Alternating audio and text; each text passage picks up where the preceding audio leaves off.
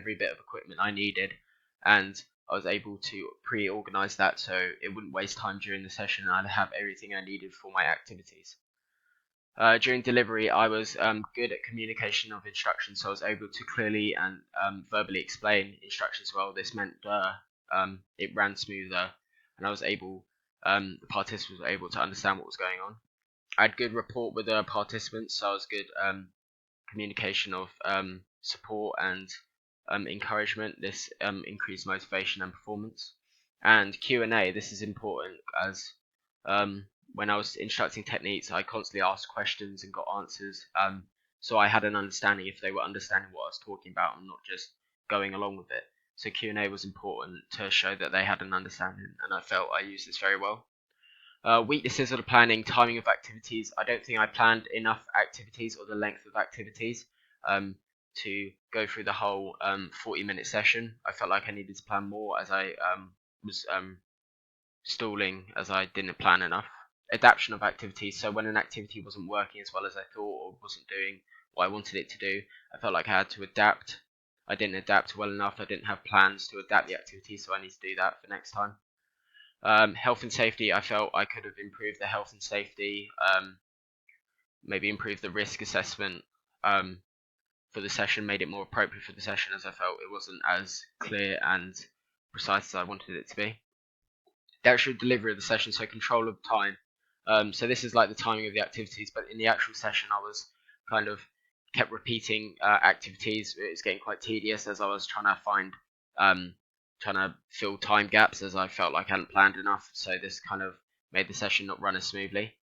Control of the group, I felt the group at times was not behaving as well as I wanted to do, not always listening, kind of messing around a bit, so I felt like I need to improve on actually controlling the group and make sure they're listening all the time. And generic encouragement, so this is like not just saying good, well done. I felt I did that too much. I wasn't actually giving points on good technique, so I felt improving generic encouragements will help actually improve their technique, as it wouldn't just be saying good or well done. Opportunities, so this is where I can improve and how I can improve these weaknesses. So in planning, getting a level 1 coaching course in athletics would be very useful, as it will give me an actual level and actual good coaching in how to coach. So this could help me be able to plan my session well and teach me how to plan my session well. A first aid course would be also useful to help with planning health and safety and risk assessments, making sure everything is safe. With delivery, athletics mentoring and observing other coaches will be helpful, as it could help me figure out how to time control and control the actual group. So actually watching other coaches. And volunteering and officiating at track meets could also be helpful, as it gives me an authoritative experience and can help me improve how I can control the group, and also gives me a better grasp on the actual event. Threats of this opportunities could be timing. So if I was busy with other college stuff or work or something, I would maybe not be able to commit to a 5-week level 1 coaching course. Money could also be a factor, as it costs about £100 to do a level 1 coaching course, so that might be an effect. Delivery with qualifications, I might not have the qualifications to be able to volunteer at officiating athletics track meet, so I might not be able to do that. And opportunity, there might not be the opportunity around where I live or be able to get to there with athletics mentoring, so I may not have the opportunity to observe other coaches. Moving into review more detail of strengths, so good progression of activities. So I was able to improve and advance my activities in the session. So for example, with the handoff exchange, we walked it through so they get the idea of the how to do it, and then we introduced running so they could actually do it in like how it would be in a situation. So that was progressing it. This challenged them and avoided tedium, as it was able to challenged them more with improving the activity, so making it harder for them, and avoided tedium as we weren't repeating the same things over and over again. So we were able to progress it and not be stuck on the same thing the whole time. It also helped advance and improve their technique, like I just mentioned, and also gave them targets for the session. So if I was to say you need to be able to get to this point with handing it off as well as running, so we started off slowly by doing it with walking, and we introduced running, so it really gave them a target to aim for. by not just being able to do it while walking, but be able to do it by running. Next is communication. I was communicated and talked to them clearly and formally, so I was able to talk to them clearly, talk to them well, and talk to them like a coach, not just a friend or something like that. They were able to understand instructions, and it made the session flow well. So they understood what I was trying to say, understood teaching points and what I wanted them to do, and this made the session flow well, as we constantly wasn't having to stop and explain stuff again. Or some people weren't getting it, some people were, so it wasn't taking up time. It also improved the quality of the session, as if people understood what I was saying and the instructions I was giving, they would understand how to do things, and the actual activities were more well done and to a higher standard. And it meant they could practice correctly and efficiently, so they were able to, if they understood the instructions and the technique points I was giving, they were able to do it correctly and also efficiently, so they were able to do it right the first times as they understood what I was saying. Final one is good rapport. So during the session, I commented and responded well to the children, so I was able to give good feedback, and good comments on what they were doing.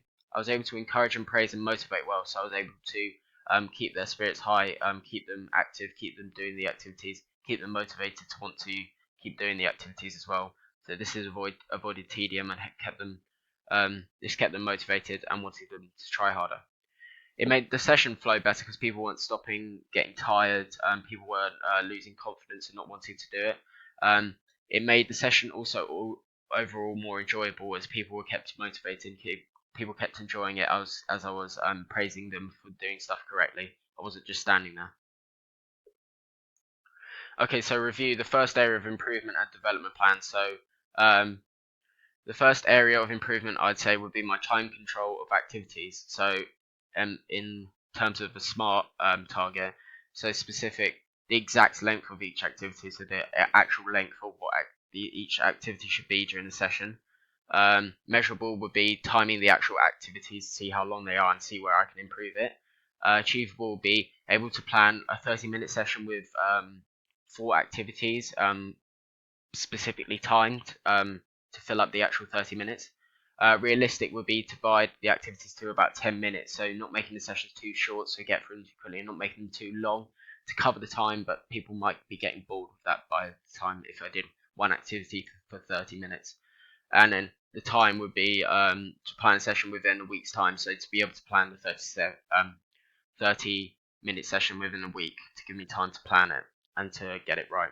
So the development plan would be, who would this be affecting the actual area of improvement? So this would be affecting the participants, as it could increase tedium and boredom if they're having to wait around for me to try and find stuff for them to do, and it would be a waste of their time where they could be improving techniques if I've run out of stuff to do.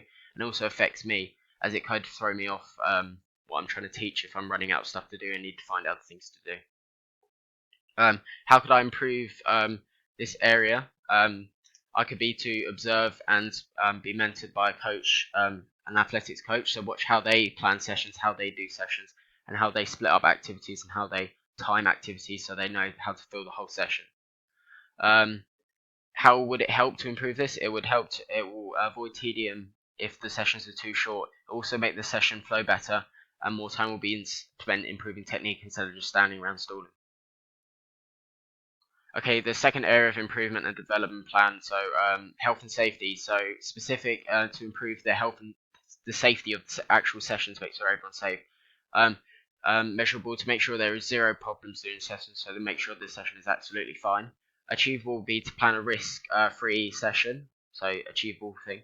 Realistic would be to plan one session with all health and safety checks, so a session that's completely safe, and time to plan a risk assessment for one session in a week. So like the last development plan, to plan a session within a week that's safe.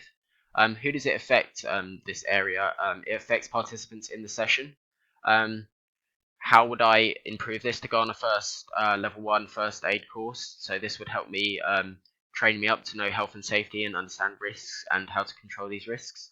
Why would it help? It would help to be qualified and trained if there are any injuries or problems during the session. It will also make my session safer and will avoid any risks and problems to make so we can all just concentrate on doing sport instead of having to worry about risks.